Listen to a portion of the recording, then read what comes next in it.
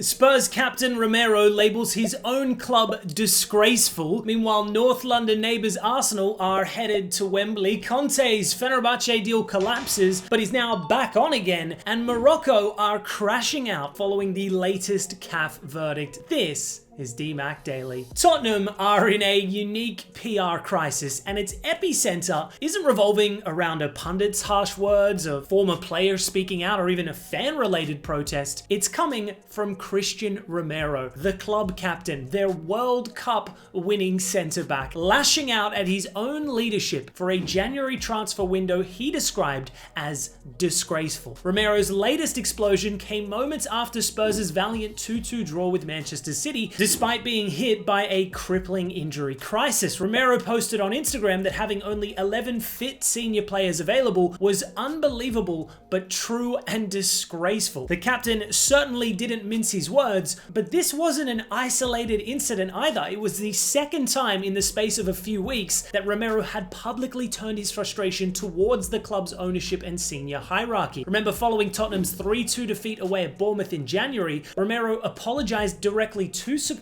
before appearing to point the finger upward, quote, "At times like this, it should be other people coming out to speak, but they don't, as has been happening for several years now. They only show up when things are going well, to tell a few lies." Now, one social media outburst could be dismissed as emotion in defeat. Two recent statements under entirely different circumstances just shows that Romero is no longer reacting in the heat of the moment. This is a serious grievance felt within the dressing room. I mean, just look at how many Spurs players liked his post. The January transfer window clearly did not address the internal issues at the club. Injuries were mounting up, yet reinforcements were minimal. Conor Gallagher is a decent pickup, sure, but the only other addition being an inexperienced left back from Brazil, not great. They also failed in their pursuit of Antoine Semenyo and then Andy Robertson. Romero's frustrations are totally understandable. I think it's refreshingly honest, but I do suspect that the Spurs ownership will have to intervene now, because the optics of having the club captain lashing out at your incompetence on multiple occasions are seriously bad. No doubt Romero's career at Tottenham is now at serious risk long term. I'm not critiquing his actions by any means, it's just the power dynamic at play here. Kind of like when a manager attacks the ownership, who inevitably takes the fall. Does that make sense? Moving to the Carabao Cup semi-final this evening, and it's a rough day to be a Chelsea fan. Sent packing by the Gunners, the former Blue Kai Havertz with the final dagger too, extending Arsenal's unbeaten run against Chelsea to 10 games now. Tough watch for the neutrals, tough watch for everyone really, even the Arsenal fans. This was as cagey of an affair as it gets, the exact opposite of leg one, but Arteta got it right. Risk averse in their approach. They already had the lead going into the tie. They were defensively outstanding from minute one, limiting Chelsea to just 2 shots on goal throughout, and then putting the tie to bed late on. Mission accomplished. On the flip side, there's been a lot of negativity from the Chelsea fan base in the immediate aftermath of this result, but I think this criticism is incredibly harsh and a bit reactionary, because bar that crazy United game, no one else has won at the Emirates all season. Not one team has dominated them on this pitch either. So this notion that Chelsea were just going to show up and play them off the park from minute one is naive in my opinion. This is Chelsea, not prime Barcelona. Liam Rossinha was fully aware of the physical prowess, the aerial dominance of this Arsenal side. One set piece conceded early on and it's over.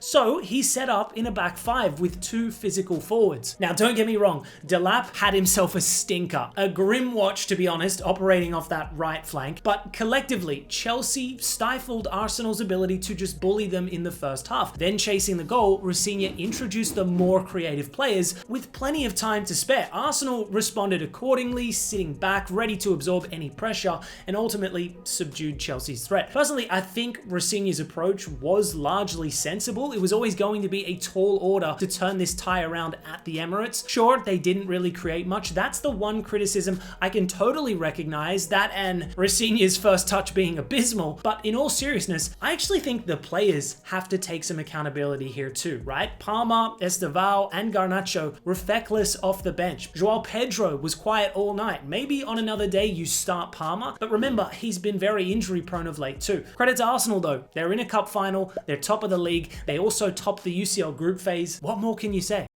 Moving to transfer news, and deadline day may have passed, but the saga surrounding N'Golo Kante, Youssef En-Nesyri, and their respective moves between Al Ittihad and Fenerbahce became one of the most dramatic transfer stories in recent memory. Initially, Fenerbahce pursued the Frenchman heavily. Kante then agreed personal terms, and a deal was negotiated, one that would also see Fenerbahce's Youssef En-Nesyri head in the opposite direction. Both transfers were expected to be completed before the Saudi Pro League transfer deadline on February the 2nd. However, the move collapsed at the last minute when Al Ittihad failed to correctly register the transfer documentation in the FIFA transfer matching system. This error meant that both transfers could not proceed. Fenerbahce publicly blamed the Saudi club for the bungled submission, insisting that they had fulfilled their side of the deal meticulously, and formally requested FIFA resolve the issue. Well, since then, FIFA have remarkably intervened, allowing En-Nesyri to sign with Al Ittihad for 15 million euros,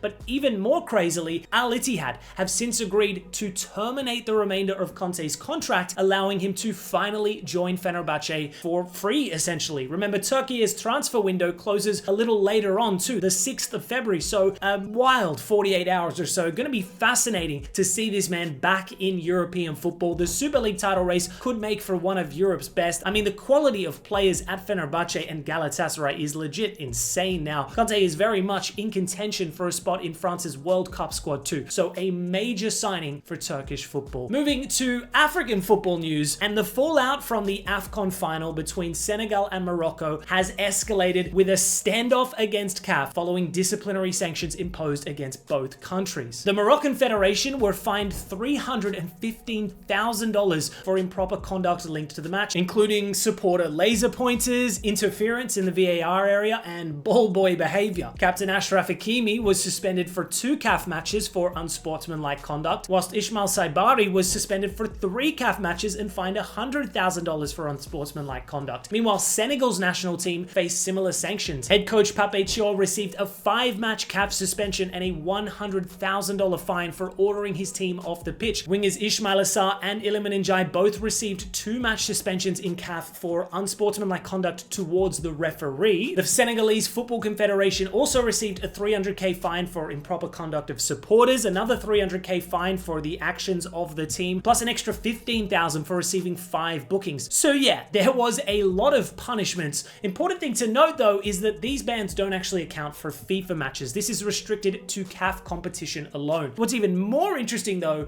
is the response from both confederations. Senegal have since fully accepted the verdict and will pay the subsequent fines. Morocco, however, different story. They're set to appeal Senegal's $715,000 worth of fines and sanctions, demanding further punishment, claiming that the sanctions issued by the disciplinary committee are not commensurate with the gravity and seriousness of these events. The Royal Moroccan Football Confederation has decided to appeal these rulings. The audacity of this confederation is truly astounding. They've already tried to appeal the result, that failed, so now their main focus has shifted to ensuring Senegal face an even harsher punishment. It's just such a bad look. And to close out today's episode, we had some other major results overnight. Barcelona accomplished what Real Madrid could not by defeating second-tier side Albacete in the Copa del Rey quarterfinals. Lamine Yamal with a classy first-time strike before captain Ronald Araujo scored what proved to be the match winner. Meanwhile, in the Serie A, and Milan made light work of Bologna on the road. Former Chelsea players Loftus-Cheek and Nkunku scored as the Rossoneri reduced the gap on Inter to 5 points. Leverkusen have booked their DFB Pokal semi-final ticket, defeating St. Pauli 3-0. Just like matches in Italy and Germany, the 2 cup matches held in France overnight also witnessed 3-0 victories